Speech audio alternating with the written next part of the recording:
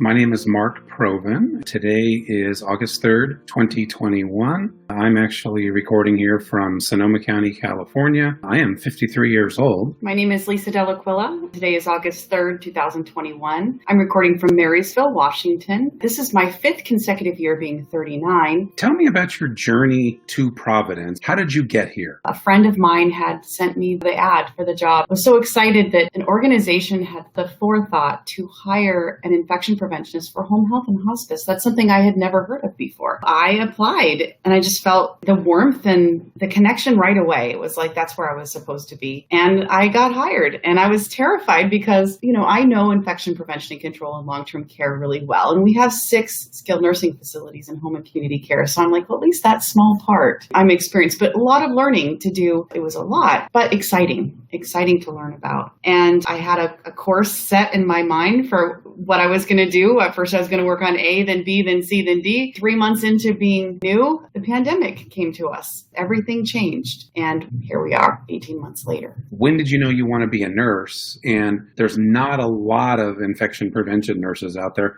What made you go in that direction in the first place? It was my mom. My mom started out as a lab technician at the Sonoma County Health Department, actually. As a kid, I always loved science and learning about animals and the environment and things around me. But when I had to have a doctor's appointment or something, there was special days. It was special to me that I got to spend the day in the lab with her. I learned all about hand hygiene. She would culture up petri dishes for me, and I got to spend time on the microscopes and all that was in the lab. I just loved being there with her. And then in high school, I ended up taking an elective course called Instructional Intern. I would take care of the profoundly developmentally delayed children for one period a day, and I loved it so much. That's when I realized the science and the care together, that equals nursing. And that's when I realized I wanted to be a nurse. When I landed in long-term care, we started having nursing students come. And I realized how much I loved teaching. And in long-term care, a traditional role is clinical educator / infection preventionist. We often say, it's providential that you ended up here at home and community care.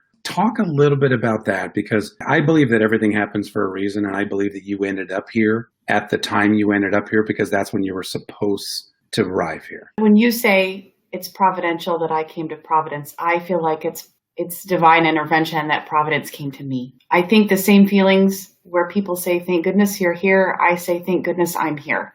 I feel like I was rescued.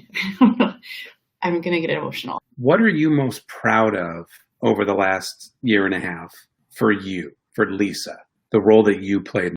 I couldn't have done this without the wonderful people that I work with. It was unbelievable teamwork. I can't take credit personally for anything except maybe I think I'm proud of my integrity and courage, because all of the things I decided needed to be done, or the way I decided it needed to be done, thinking of universal face shielding. Not everybody thought that was a great idea.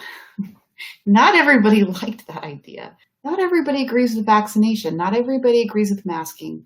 We have a wonderful culture. It doesn't matter. I can reach out to you, Mark, or Robert, our CEO, or our Chief Medical Officer, Tom, or our Chief Nursing Officer, Tom. I can reach out. Anybody can reach out to any of those people. There is no stopgap. You have a direct line to these leaders anytime you need. But what made it amazing, because I had those wonderful supportive people, that I had random messages from people I didn't know that kept me afloat. They were my strength. I just thank the Lord for them. Mixed in with that was some not so positive feedback, and not always communicated it in a constructive way. There was a lot of emotions and a lot of anger and a lot of fear surrounding what we're all going through and what we've all been through. And having to have the strength to stand by what I think is right, because we didn't have the CDC telling us what to do every step of the way. All of my resources that I draw on for safe practices up until now were non-existent. We didn't even have the PPE supply that we would have. Never been faced with anything like that before. So I had to dig deep and remember why I'm doing this. Even though I was terrified that I would make the wrong decision and hurt somebody, I had to go by what I thought was best and stick to it. I remember the decisions that you help us get to were ahead of the CDC. were ahead of what our other ministries were doing, and there was pushback because of that. Yeah, it was hard. The CDC is like, I bow to the CDC, right?